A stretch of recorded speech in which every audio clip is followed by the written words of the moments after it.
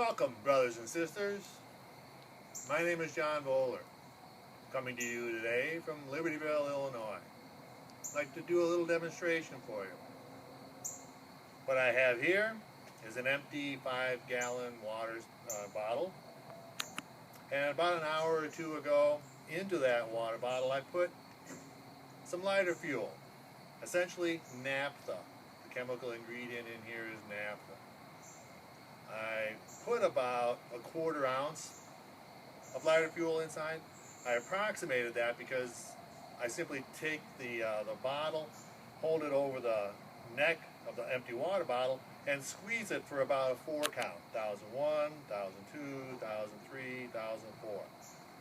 And that's about how much lighter fuel is in here. Now what I'm going to do is I'm going to put a few things into my empty water bottle. The first thing I'm going to put in is a lit cigarette. But before I do this, safety first.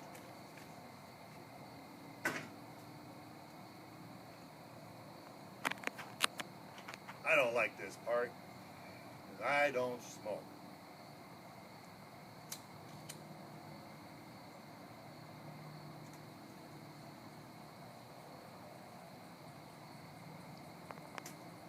Yuck. Now I've got the cigarette nice and hot. I'm going to put it into the water bottle with the lighter fuel in it. What do you think is going to happen?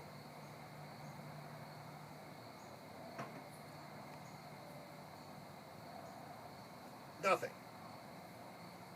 Alright, that was kind of melodramatic. Now what I'm going to do is I'm going to take a lit match and I'm going to put it into the water bottle. And we'll see if we get the same lack of reaction as we did with the lit cigarette.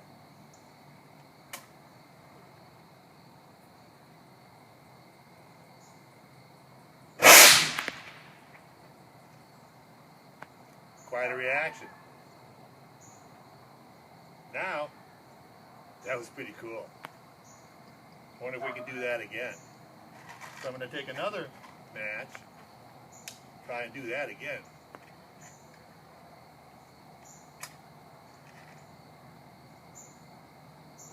There's still plenty of lighter fuel in there. Oh, rats. Now let's briefly discuss what we just witnessed here.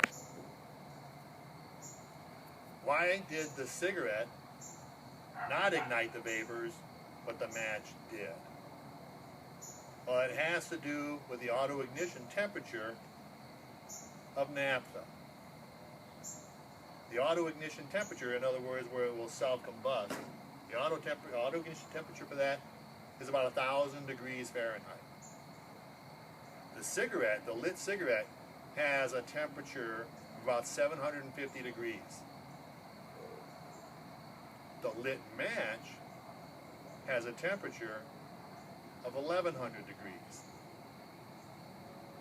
Essentially, in layman's terms, the cigarette was not hot enough to ignite the vapors, but the match was.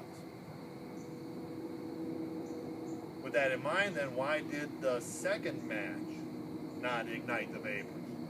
Because there was still lighter fuel in there. Well, as we discuss in this class, and you would also discuss in other classes, fire requires 3 things. It requires oxygen, fuel, and an ignition source. We have the ignition source. What we don't have is oxygen. And what we may not have is fuel. Even though there is still lighter fuel in there, the vapors are what ignite, not the fuel itself. We definitely don't have oxygen. That was consumed by that first fireball. And that's why you don't get a second explosion. If I was to wait a little longer, allow the vapors to accumulate, and then a little more oxygen to climb back into the bottle, we may get a lesser reaction, but it won't happen immediately. Now you can use this little experiment in the hazard communication class that we're currently running. It also has been used in OSHA training, it's been used in confined space, and even hazardous waste worker classes. So feel free to use this if any opportunity presents itself. Thank you.